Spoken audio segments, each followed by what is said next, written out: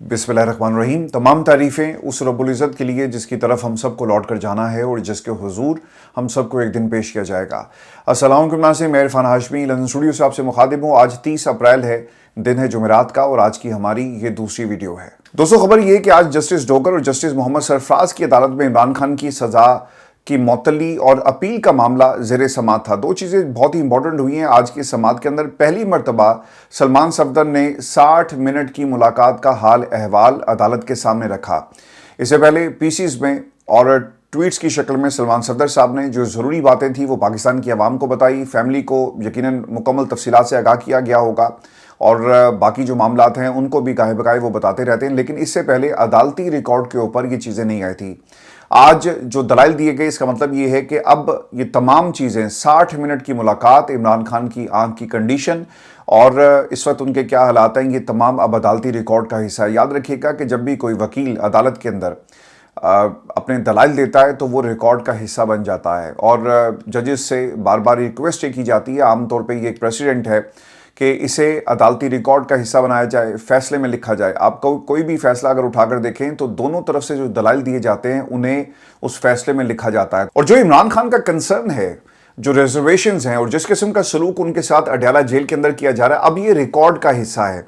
अब जज साहब इसे लिखते हैं या नहीं लिखते, लेकिन जब भी फैसला आएगा, जो बताया जा रहा है कि इस केस के हवाले से आज एक शॉर्ट ऑर्डर मतवक्के है और डिटेल जजमेंट के अंदर बाकायदा लिखा जाएगा, तो ये अब अदालती कार्रवाई का हिस्सा ये तमाम जो मौक़िफ़ है इमरान खान का बन चुका है। दोस्तों, एक और जो अनहोनी ये हुई इस केस के हवाले से कि इसको रीस्केड्यूल कर दिया गया था। अगर आपको याद हो, लास्ट टाइम 22 अप्रैल को इसकी समाअत हुई थी और उस वक्त रेड जोन के अंदर जो कार्रवाइयाँ हो रही थी और जो हम सालसी का किरदार अदा कर रहे थे और पूरे इस्लामाबाद को ब्लॉक कर दिया गया। उसके बाद इस केस के अंदर एक नई तारीख दे दी जाती है। आज अदालती कार्रवाई, अलीमा खान की गुफ्तगू और जजेस के बार बार इसरार से लगता ये है कि इस केस को पाकिस्तान की आईनी अदालत के हवाले ये करना चाहते हैं और इमरान खान की सज़ा को कंफर्म करेंगे और फिर खान साहब के पास इस सज़ा को काटने के अलावा कोई रास्ता नहीं होगा और इसे मुकम्मल तौर पर बंद कर देना चाहते हैं इस केस को हमेशा के लिए। दोस्तों, कार्रवाई का आगाज़ कैसे हुआ, सलमान सफदर का मौक़िफ़, ये मैं आपको ना वन बाय वन जो मुकालमा है वो भी, दलाइल भी, खान साहब ने जो बातें कही हैं ये आपने गौर से इसलिए सुनी है क्योंकि इससे पहले ये बातें इमरान खान की तरफ से सिर्फ सलमान सफदर को बताई गई थी और सलमान सफदर ने कुछ इसके हिस्से पाकिस्तान की आवाम के सामने रखे और अब मुकम्मल तफसीलात आ गई हैं कि इमरान खान के ऊपर किस किस्म का जुल्म किया जा रहा है और फिर बुशरा बीबी को लेकर इमरान खान ने क्या कहा।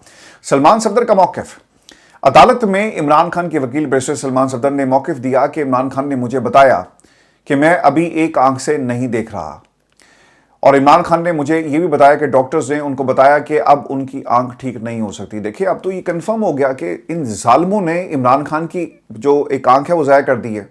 उसमें अब बिनाई 85% जो रोशनी है वो मौजूद नहीं है। तो अब पाकिस्तान तहरीक इंसाफ को किस बात का इंतज़ार है, किस चीज़ ने आपको रोका हुआ है कि हम आएंगे, हम करेंगे, हमें इखलाकी बरतरी साबित करनी है? यार, इन लोगों को गिरेबानों से पकड़ना चाहिए जब आपको इखलाकी बरतरी की ये बात और ये इस जिस भाषा में ये बात कर रहे हैं। इमरान खान की आंख ज़ाया कर दी गई। पाकिस्तान तहरीक इंसाफ जो ये कहती थी कि इमरान खान हमारी रेड लाइन है, वो सारे जो वाकई इमरान खान के साथ थे वो सारे असीरान हैं इस वक्त। और बाहर इस वक्त तहरीक इंसाफ मुकम्मल तौर पर ये सारे लोग कॉम्प्रोमाइज़ हो चुके हैं। इफ्स एंड बट्स का मामला है और ये ख़ानदान के लोगों को भी मजबूर करते हैं। अलीमा खान, जब लतीफ़ खोसा से बात हुई, किसी ने सवाल किया कि मैडम आप ये कहती हैं कि लतीफ़ खोसा, जैसा इन्होंने कहा कि ये मैंडेट हमारा नहीं है अडयाला के बाहर आने का, तो उन्होंने कहा जी कि नहीं, ऐसा नहीं है, ऐसी बात नहीं है। तो देखें, ख़ानदान के लोग क्या करेंगे, उन्हें भी मालूम है कि यार ये वकला के साथ ही हमने खड़े होकर इस जंग को लड़ना है। अगर हमने इन बातों को पकड़ना शुरू कर दिया और जो लतीफ़ खोसा के दिल में था वो ज़ुबान पर अगर आ गया और इसको अगर दरगुजर ना किया जाए तो ये हमारे साथ कौन चलेगा। मैं आपको दोस्तों एक बात बता दूं, ये कार्रवाई की तरफ ही हम जाएंगे। पाकिस्तान तहरीक इंसाफ लीडरलेस जमात, ये जितने लोग हैं ना, ये सारे खंबे हैं, लीडरलेस ये जमात है। इसके बावजूद इसकी मकबूलियत में कभी नहीं हो रही। इमरान खान लीडर था, लीडर है और लीडर रहेगा। ये तमाम लोग जिस दिन इमरान खान की हुकूमत को गिराया गया, इनमें से कोई मौजूद नहीं था, सिर्फ इमरान खान के लोग निकले। लीडरलेस एहतजाज शुरू हुए और मुझे आने वाले महीनों में, हफ्तों में ऐसा लग ही रहा है कि पाकिस्तान की आवाम यकीनन हालात को अपने कंट्रोल में करेगी। और वहाँ भी मसला भी ये बन गया है कि महंगाई ने कमर तोड़ दी है اور لوگوں کے اخراجات پورے نہیں ہو رہے، اور آگے سے اب یہ موسم کی تبدیلی، تو احتجاج کیسے ہوگا، اس پر تحریک انصاف کسی قسم کی کوئی حکمت عملی ابھی تک دینے میں کامیاب نہیں ہوئی۔ آگے سنیں کہ اس کارروائی میں کیا ہوا۔ عمران خان کو قید تنہائی میں جیل میں رکھا جا رہا ہے۔ 16 اپریل کو اڈیالہ جیل کے ڈپٹی سپرنٹینڈنٹ نے مجھے کال کی۔ ڈپٹی سپرنٹینڈنٹ نے مجھے کہا کہ بشرا بی بی کے حوالے سے ایمرجنسی ہے۔ مجھے جیل حکام کی جانب سے کہا گیا کہ جتنی جلدی ہو سکے آپ اور فیملی پہنچیں۔ القادری ٹرسٹ کیس میں 17 سماعتیں اس معاملے میں ہو چکی ہیں۔ برٹش پارلیمنٹ میں بھی اس کیس کا جو ہے معاملہ اٹھایا گیا، اسے ڈسکس کیا گیا۔ قیدیوں کے بنیادی حقوق کو عالمی سطح پر ڈسکس کیا جا رہا ہے۔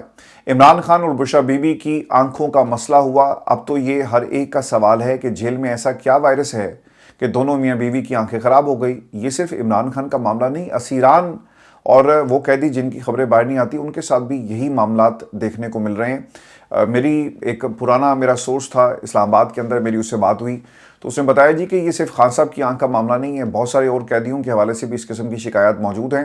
اور لیکن میرا جو کاؤنٹر اس سوال یہ تھا کہ یہ کیسے ممکن ہے کہ عمران خان کے آنکھ کے اندر کلاٹ، اور پھر دوسری طرف بشرا بی بی کے ساتھ بھی یہ مسئلہ آیا۔ اسے کہا جی کہ لاہور کی جو کوٹ لکھپت جیل ہے وہاں پر بھی یہ معاملہ رپورٹ ہوا ہے۔ اس کے ساتھ ساتھ HIV اور دیگر بیماریوں کے بارے میں بھی خبریں پہلے بھی پاکستان کا میڈیا سے رپورٹ کرتا رہا، لیکن ایک پلاننگ ہے۔ جب میں ڈاکٹر رضوان کے معاملے کو دیکھتا ہوں نا، یہاں پہ لندن میں ان کے فیملی کے ایک ممبر سے میری ملاقات ہوئی، اور انہوں نے اپنے بھائی کے لیے ایک محفل کا اہتمام کیا ہوا تھا جس میں طارق جمیل صاحب بھی آئے اور باقی لوگ بھی اس محفل کا حصہ تھے، اور مجھے انہوں نے انوائٹ کیا۔ تو یہ بات انہوں نے مجھے بتائی کہ جن حالات میں، جن سرکمسٹانسز میں ڈاکٹر رضوان کے ساتھ یہ سب کچھ ہوا، وہ آج بھی ہمارے لیے ایک بہت بڑا معمہ ہے، ایک مسٹری ہے، اور ہم آج بھی یہ سمجھتے ہیں کہ یہ موت جو ہے اس کے پیچھے محرکات کو دیکھا جائے، حالات کو دیکھا جائے۔ پاکستان میں بینظیر بھٹو کو جن حالات کے اندر شہید کیا گیا، تھوڑی دیر کے بعد جائے وقوع کے اوپر وہ پانی والے ٹینکر جو ہیں پہنچ کے انہوں نے پوری جہاں پہ ان کی شہادت ہوئی وہاں پر انہوں نے ہر چیز کو جو ہے وہ دھو دیا۔ تو سسٹم کے اندر ایسی چیزیں موجود ہوتی ہیں، ایسے عناصر موجود ہوتے ہیں جو مقبول لوگوں کے ساتھ، لیڈران کے ساتھ یہی کام کرتے ہیں۔ تو اڈیالہ جیل میں یہ علاج ممکن نہیں ہے۔ سلمان صفدر صاحب نے یہ تمام تفصیلات عدالت کے سامنے رکھی۔ قید تنہائی میں لمبے عرصے تک رکھنا ٹارچر ہے۔ اب یہ معاملہ IG جیل خانہ جات کی طلبی، جیل سپرنٹینڈنٹ اور الشفا کے ڈاکٹرز کی طلبی کا ہو گیا ہے۔ آج 15-16 ماہ ہو گئے بشرا بی بی کی ضمانت کی استدعا کرتے ہوئے چیف جسٹس سرفراز ڈوگر کی اب ریمارکس یہ بھی سن لیں جو انہوں نے دیے۔ وہ یہ کہتے ہیں کہ آپ اپیل پر دلائل کیوں نہیں دے رہے؟ سنیں ذرا ان لوگوں کی بے شرمی، ود ڈیو رسپیکٹ ٹو سرفراز ڈوگر۔ اور میں آپ کے ایکٹ کے حوالے سے، یہ جو میرا کنسرن ہے جو میں ریز کر رہا ہوں، یہ آپ کے ایکٹ کے حوالے سے ہے کہ آپ کو اس بات کی کیا جلدی ہے کہ دلائل دیے جائیں اپیل کے اوپر، اور اپیل سننے کے لیے ہم تیار ہیں اور جلد از جلد اس پر فیصلہ بھی دیں گے۔ اب ایسا لگتا یہ ہے کہ یہ جو پلاننگ کی گئی ہے کہ اسلام آباد ہائی کورٹ میں جس مقصد کے لیے ڈوگر صاحب کو چیف جسٹس بنایا گیا وہ مقصد پورا نہیں ہو رہا۔ وہ مقصد کیا تھا کہ کیسز کو روکو، تاریخوں پہ تاریخیں دو، اور جب ہم تمہیں کہیں گے تم نے وہی کرنا ہے، انہوں نے کہا جی حضور یہی ہوگا۔ یہ اپیرنٹلی تو آپ کو چیزیں یہی نظر آ رہی ہیں نا۔ اب یہ کیس جو ہے اپیل تک پہنچ گیا، اور عمران خان کی سزا معطلی کا معاملہ یہ پہلے سے پلان کیا گیا تھا کہ جب یہ سزا معطلی کی درخواست لے کر آئیں گے تو ہم اس کو سائڈ پہ رکھ لیں گے، اور پھر یہ اپیل اگر آ گئی تو اس کے اوپر بات کی جائے گی کہ بھئی اب تو 9 ماہ گزر گئے، پہلے آپ معطلی والا معاملہ تو اب چھوڑ دیں، اب آپ اپیل کے اوپر دلائل دیں، تو ہمارے پاس ایک آئینی کانسٹیٹیوشنل قانونی ایک ریزن ہوگی جس کی بنیاد کے اوپر ہم یہ فیصلہ کر سکیں گے۔ اب سلمان صفدر یہ کہہ رہے ہیں کہ جناب ہم سزا معطلی کے معاملے کو پہلے دیکھیں گے چونکہ یہ درخواست آپ کے پاس موجود ہے، اس پر فیصلہ کریں کیونکہ یہ انسانی ہمدردی کی بنیادوں پہ ہونا چاہیے۔ ان کے حالات ایسے نہیں کہ ان کو جیل میں رکھا جائے۔ اگر اپیل پر یہ معاملہ چلا گیا اور دلائل شروع ہو گئے اور فیصلہ آ گیا تو پھر یہ کیا ہوگا کہ عمران خان کو جیل میں رکھا جائے گا، اور معطلی کا یہ جو اپیلیٹ ٹریبونل ہے اور یہ درخواست ہے اسے داخل دفتر کر دیا جائے گا یا مسترد کر دیا جائے گا، اور پھر یہ معاملہ پاکستان کی آئینی عدالت میں جائے گا جہاں پہ بیٹھے ہوئے جسٹس امین الدین صاحب، اور امین الدین صاحب کو بھی باقاعدہ بریف کر دیا گیا ہوگا کہ اب جو تم نے عہد کیا تھا اور اس عہد کو وفا کرنے کا وقت ہوا جاتا ہے، اور عمران خان کی سزا کے اوپر تمہیں مہر لگانی ہے۔ دوستو اب یہ ہوگا کیا اگر خدا نخواستہ خان صاحب کی سزا کے اوپر مہر لگ جاتی ہے تو پھر آپ کے پاس صرف ایک ہی راستہ بچتا ہے اور وہ رحم کی اپیل ہے جو صدر پاکستان آصف علی زرداری صاحب کے پاس جائے گی، اور پھر پولیٹیکل مینوورنگ، پولیٹیکلی اس سزا کو استعمال کیا جائے گا کہ دیکھو صدر نے تمہاری اس رحم کی اپیل کے اوپر مہر لگائی۔ عمران خان زندگی اور موت کی بات اب کر رہے ہیں۔ عمران خان اپنی سزا کو کاٹ لیں گے، لیکن وہ کبھی بھی آصف علی زرداری کے سامنے بھیک نہیں مانگیں گے کہ رحم کی اپیل اور مجھے اس جیل سے نکالا جائے۔ تو یہ عمران خان کو اس لیے اس راستے سے سزا دینے پر تلے ہوئے ہیں۔ دوستو ایک بات آپ نے اور بھی یاد رکھنی ہے کہ جب سزا معطلی اور اپیلوں کا معاملہ جب ایک دم سے تیز ہو جاتا ہے نا، تو عدالتوں کے اوپر ایک پریشر ہوتا ہے کہ فیصلہ دینا ہے، اور جب سزا کا معاملہ اور ان اپیلوں کا معاملہ مکمل طور پہ اویل کر لیا جائے اور سب چیزیں ایگزاسٹ ہو جائیں گی، تو پھر آپ یہ کہہ سکتے ہیں کہ بھئی ہم کیا کریں۔ پاکستان کی ایک عدالت نے بھی عمران خان کے بارے میں یہی اپنا فیصلہ دیا، دوسرے نے بھی یہی فیصلہ دیا، اور پھر اب ان کے پاس تمام جو آپشنز ہیں وہ ختم ہو گئے۔ تو یہ کرنا یہ چاہتے ہیں تاکہ انٹرنیشنل پریشر آئے، تب بھی یہ سوال ان کے سامنے رکھ دیا جائے کہ بھئی ہم نے تو نہیں کچھ کیا، عدالتوں نے کیا۔ دوسری طرف پاکستان میں اگر کوئی تحریک چلائی جائے گی تو اس میں بھی یہ کہا جائے گا کہ دیکھیں یا تو ڈیل کر لیں، ہم عمران خان کو چھوڑ دیتے ہیں، عدالتوں سے تو عمران خان نے رہا نہیں ہونا۔ تو عمران خان کے لیے عدالتوں کا یہ راستہ پکا یہ بند کرنا چاہتے ہیں۔ دوستو بیرسٹر سلمان صفدر، آپ ضمانت پہلے کیوں نہیں سن لیتے؟ بنیادی حق بھی ہے، اور یہ سوال ان کی طرف سے اٹھایا گیا۔ چیف جسٹس مجھے واضح کریں کہ آپ سزا معطلی پر دلائل دیں گے یا اپیل پر، مرکزی جو اپیل ہے اس پر دلائل دیے جائیں گے؟ سلمان صفدر نے کہا کہ میرے کلائنٹ نے مجھے ہدایت دے دی ہیں کہ پہلے سزا معطلی پر دلائل دوں گا۔ چیف جسٹس سرفراز ڈوگر کا عمران خان اور بشرا بی بی کی 190 ملین کیس میں بار بار مرکزی اپیل پر دلائل دینے پر زور، اور یہ عدالت نے آج اسے جو لوگ وہاں پر موجود تھے انہوں نے آبزرو بھی کیا۔ اور پھر اگلا جو نقطہ اس کے اندر یہ تھا کہ ہم روزانہ کی بنیاد پر مرکزی اپیل سننا شروع کرتے ہیں اور جلد اس کا فیصلہ کر دیتے ہیں، یہ ڈوگر صاحب نے یہ بات کہی۔ آپ کو اسلام آباد ہائی کورٹ آئے ہوئے 1 سال ہو چکا، خواہش ہے کہ میں کوئی ایک ریلیف تو ایک عدالت سے، آپ کی عدالت سے لے کر جاؤں۔ سلمان صفدر کا چیف جسٹس سرفراز ڈوگر سے مکالمہ۔ اور پھر جو سہیل افریدی مسلسل یہ کہتے رہے نا کہ دیکھو جی جج تو میرے سوال کا جواب بھی نہیں دیتا، تو آج انہوں نے عدالت کے اندر جواب دیا اور کہا کہ آپ کا سی ایم یہ کہتا ہے کہ ہمارے محترم اعتراض کرتے ہیں سی ایم صاحب کہ چیف جسٹس سرفراز ڈوگر سلام کا جواب بھی نہیں دیتے۔ تو اس پہ انہوں نے کہا کہ میں وعلیکم السلام کہتا ہوں۔ تو اس کا مطلب یہ ہوا یہ وعلیکم السلام کا معاملہ نہیں ہے۔ ایک معاملہ اس میں یہ ہے کہ ڈوگر صاحب نا پاکستان کے سوشل میڈیا کو بہت زیادہ آبزرو کرتے ہیں، دیکھتے ہیں، اور وہ میرا خیال ہے کہ فون کے ساتھ جڑے ہوتے ہیں۔ تو آپ کو آج پتہ لگ گیا کہ یہ بیانیے اور یہ جو غصہ ہے، ایسا ایمان مزاری کی کیس کے اندر بھی یہ بات ہوئی تھی، اور ایمان مزاری نے کچھ ایسی بات کہی تو انہوں نے کہا کہ اگر میں تمہیں پکڑ لیا تو چھوڑوں گا نہیں، اور اس کے بعد آپ دیکھ لیں۔ تو اس وقت بھی یہ تاثر عام تھا کہ ایمان مزاری کی جو گفتگو ہے سوشل میڈیا پہ ہی آئی نا، پاکستان کا میڈیا تو کبھی نہیں چلائے گا، تو ایمان مزاری کی گفتگو کو سوشل میڈیا سے انہوں نے آبزرو کیا، یا کسی نے ان کو بتا دیا ہوگا کہ میڈم آپ کے بارے میں کیا کہتی ہیں، تو اس کا انہوں نے عدالت کے اندر حساب لیا۔ تو وعلیکم السلام کا معاملہ یہ ہے کہ یہ سوشل میڈیا کو جج صاحب جو ہیں فالو کرتے ہیں۔ تو 100 ملین پاؤنڈ کیس میں سزا معطلی یا اپیلیں پہلے ہی سنی جائیں گی۔ اب اس اہم معاملے کو دیکھنا ہے، اور عدالت ایک فیصلہ شاید اس پر کر دے، اور اب سماعت جو ہے ملتوی کر دی گئی ہے۔ حامد خان صاحب کی جو میڈیا گفتگو تھی وہ بھی میں آپ کے ساتھ شیئر کر دوں۔ حامد خان صاحب یہ کہتے ہیں کہ ہم چیف جسٹس کی جانب سے ججز ٹرانسفر کی مخالفت کرنے اور نوٹ لکھنے پر صلاحتے ہیں۔ اب چیف جسٹس کی ذمہ داری ہے کہ وہ اپنے عہدے کی حرمت قائم کریں۔ چیف جسٹس پاکستان کا عہدہ عدلیہ کا سب سے بڑا عہدہ ہے۔ چیف جسٹس سے مطالبہ ہے کہ جو آپ انتظامی سائٹ پر نہیں کر سکے وہ یہاں پر کریں۔ لاہور ہائی کورٹ بار کی درخواستوں پر چیف جسٹس پاکستان سماعت کریں، اور لاہور ہائی کورٹ بار کی درخواست کو منظور کیا جائے۔ لاہور ہائی کورٹ بار نے سپریم کورٹ میں ججز ٹرانسفر کو چیلنج کر دیا ہے۔ ہم صرف سپریم کورٹ کو ہی واحد آئینی عدالت مانتے ہیں، ہم وفاقی آئینی عدالت کو نہیں مانتے، وہ ایگزیکٹو کی عدالت ہے، اور اسے کسی صورت بھی قبول جو ہے وہ نہیں کیا جائے گا۔ دیکھیں یہ جو عدالت کا معاملہ ہے، انہوں نے یہ ترامیم جو کی، خان صاحب، حامد خان صاحب، آپ کو وکلا کو سڑک پہ آ جانا چاہیے تھا۔ اب آپ یہ سمجھتے ہیں کہ ایک آئینی عدالت کے معاملے میں چیف جسٹس پاکستان کیا انٹرفیئرنس کر سکتا ہے؟ وہ نہیں کر سکتا، اور آئین کے اندر جو ان کی حدود ہیں ان کا تعین کر دیا گیا۔ وہ کہیں گے جی کہ اعتراض لگا کر انہیں واپس کر دینا، انہوں نے کہنا ہے کہ جناب یہ آئینی عدالت کا معاملہ ہے، آپ وہاں پر جائیں۔ آئینی عدالت نے کہنا ہے کہ جناب یہ کانسٹیٹیوشن میں لکھا ہوا ہے، اور صرف لکھا ہوا ہے کہ پوچھا جائے، سنا جائے، لیکن حق جو ہے وہ جوڈیشل کونسل کا ہے، پھر آپ کیا کریں گے؟ اب حامد خان صاحب اور علی ظفر صاحب کا یہ موقف یہ ہے کہ رولز طے کیے جاتے، اور اگر آپ رولز کی بات کریں گے وہاں پر بھی رولز طے کرنے کا معاملہ یہ ہے کہ کمیٹی ہے، اور کمیٹی میں بھی آپ کی میجورٹی ہے، تو وہاں پر بھی ان کے ہاتھ میں پورا آپ کو کنٹرول نظر آئے گا۔ تو ہر طرف سے عدالتی محاذ مکمل طور پہ کمپرومائز ہو گیا. جب یہ معاملات اٹھانے والے تھے، کرنے والے تھے، آپ لوگوں نے کچھ نہیں کیا. پاکستان میں سپریم کورٹ پاکستان کے میرا خیال ہے کہ اس وقت 23 ججز تھے قاضی صاحب کے دور میں، اور اس کے بعد لاہور ہائی کورٹ میں 60 سے 70 ججز ہیں، شاید اتنی تعداد بنتی ہے. سندھ ہائی کورٹ، اس کے بعد آپ کا اسلام آباد ہائی کورٹ، جتنے ہائی کورٹس تھے، اگر تمام ججز یہ فیصلہ کر لیتے کہ بھئی ہم نے عدالت اور جو ترمیم کا معاملہ یہ ہونے نہیں دینا، پاکستان کے اندر اتنے سارے ججز کو تو فارغ نہیں کیا جا سکتا تھا. وکلا برادری کھڑی ہو جاتی، باہر آ جاتی، لیکن کیونکہ وہاں پر تفریق ہے اور ہر چیز سیاست زدہ ہو گئی تو اس کے نتائج آپ کے سامنے ہیں. تو سو میں آپ کو علیمہ خان کے حوالے سے بھی خبر دے دوں جو آج ان کی گفتگو تھی. علیمہ خان یہ کہتی ہیں کہ عمران خان کے خلاف مقدمات سیاسی بنیادوں پر قائم کیے گئے اور انہیں انصاف نہیں مل رہا. عدالتوں میں کیسز کو جان بوجھ کر طول دیا جاتا ہے تاکہ دباؤ برقرار رکھا جائے. ملاقاتوں پر پابندی اور قانونی ٹیم کو درپیش مشکلات انصاف کے تقاضوں کے خلاف ہے.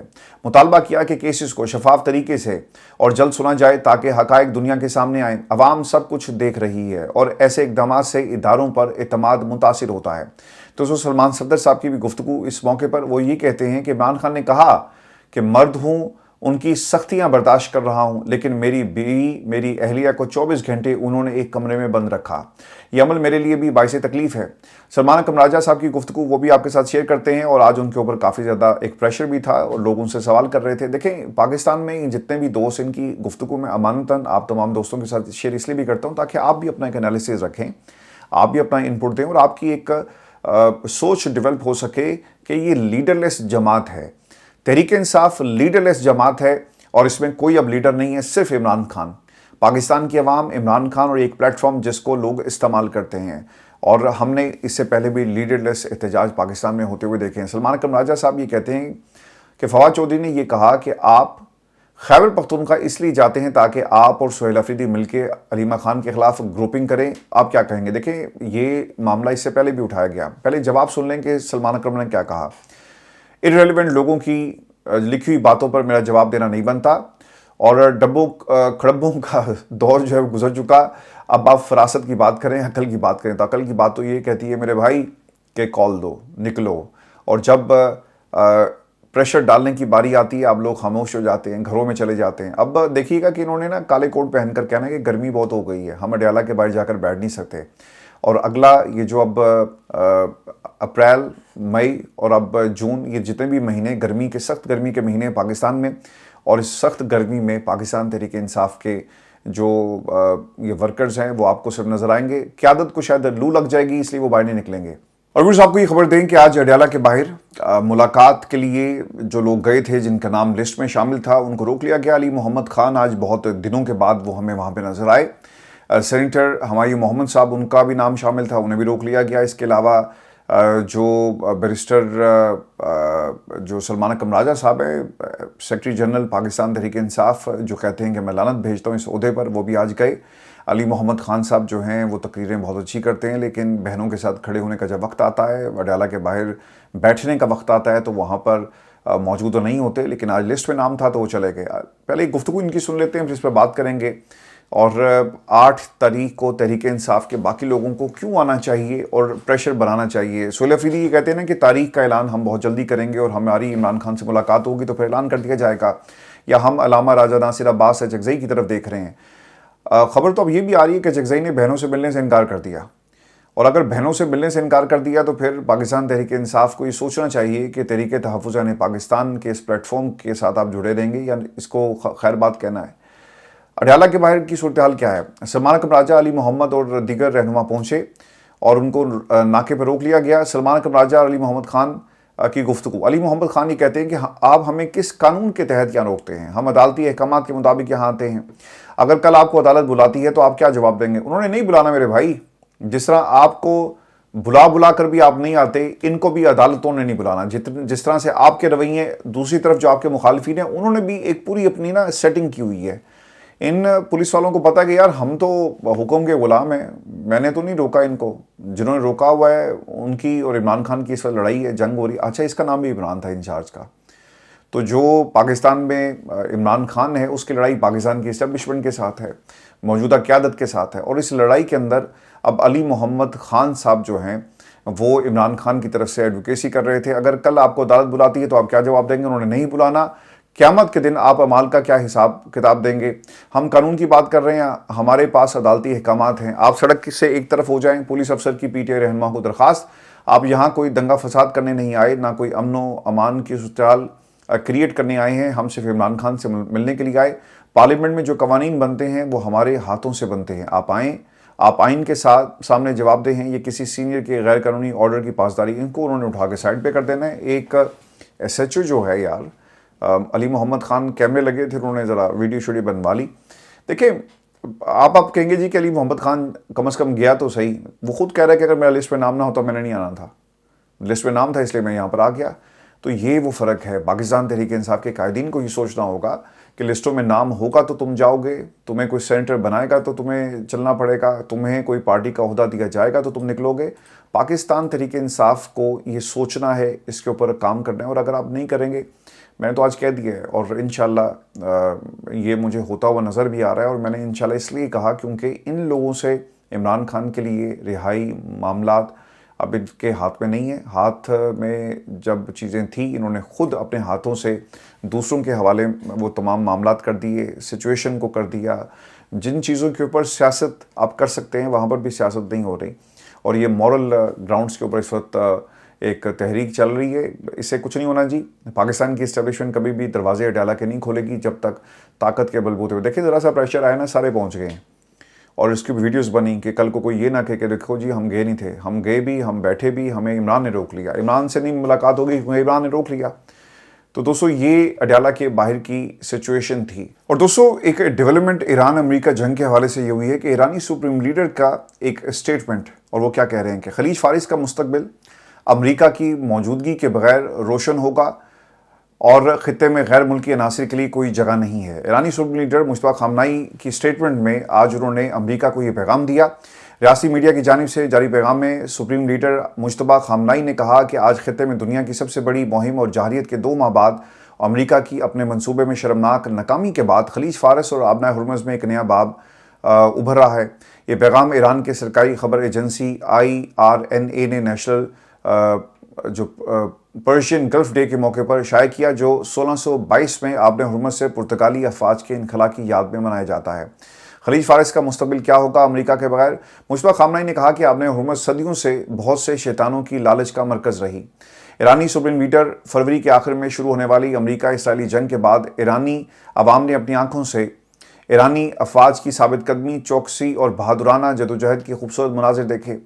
خلیج فارس کا روشن مستقبل امریکہ کے بغیر ہوگا. خطے میں غیر ملکی عناصر کے لیے کوئی جنگ نہیں.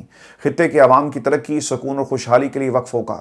خطے میں عدم تحفظ کا ذمہ دار امریکی فوجی موجودگی کو قرار دیتے ہوئے انہوں نے کہا کہ امریکہ اور اسرائیل نے ایران پر حملوں اور اس کے بعد کی کارروائیوں نے خطے کو غیر محفوظ بنا دیا. اور یہ ثابت ہوا کہ خلیج فارس کے ممالک میں امریکی موجودگی اور ان کے اڈے خطے میں عدم تحفظ کی وجہ بنے. کٹ پتلی اڈوں میں خود اپنی سلامتی کی صلاحیت نہیں اور وہ اپنے حامیوں کو کیا تحفظ فراہم کریں گے. ایران اپنی جوہری اور میزائلی صلاحیت کا سختی سے دفاع کرے گا. دیکھیں یہ پیغام اب بڑا واضح ہو گیا کہ ایران سرنڈر نہیں کرے گا. ایران کسی صورت بھی آپ کے سامنے سرنڈر نہیں کرے گا. ایران اپنے یورینیم کو سرنڈر نہیں کرے گا. ایران اپنی خود مختاری سالمیت کو سرنڈر نہیں کرے گا. اور اگر کسی کو سرنڈر کرنا ہے تو وہ امریکہ کرے گا، اور امریکہ سرنڈر کر رہا ہے. امریکہ صرف کچھ ایسا چاہتا ہے کہ وہ اپنے لوگوں میں جا سکے، اپنا جو پولیٹیکل ان کا جو سٹیچر ہے اسے بچا سکے. دوستو تفصیل سے ہم بات کریں گے اپنی اگلی ویڈیو میں عرفان ہاشمی ٹاکس پہ انٹرنیشنل، تو آپ نے جا کر ضرور سے بھی چیک کرنا ہے. اور میری آپ تمام دوستوں سے درخواست ہے کہ جب آپ ایک ویڈیو دیکھتے ہیں نا تو اس کو لائک کا بٹن ضرور دبائیں. اس سے کام اب یہ ہوگا، میں اس سے پہلے کبھی بھی ان پچھلے 5-6 سالوں میں نے کبھی بھی اتنی آپ تمام دوستوں کے سامنے بار بار یہ ریکویسٹ نہیں کی. اس کی وجہ جو ہے وہ ڈیفرنٹ ہے. وجہ یہ ہے کہ اس پورے پلیٹ فارم کے جو ریونیوز ہیں وہ ہم سکل سیٹ کے اوپر اور اس کے ساتھ ساتھ پاکستان میں جو تھیلیسیمیا الرٹ کا ہمارا پروجیکٹ ہے اس پہ ہم خرچ کرتے ہیں. تو یہ تمام جو پروجیکٹس ہیں ان کو آپ سپورٹ کریں، اور اس کا ایک طریقہ یہ ہے کہ ویڈیوز شیئر کریں اور پلس اس کو لائک کا بٹن جو ہے آپ نے ضرور دبانا ہے. اپنا خیال رکھیے گا. اجازت دیجیے. اللہ نے کے بعد.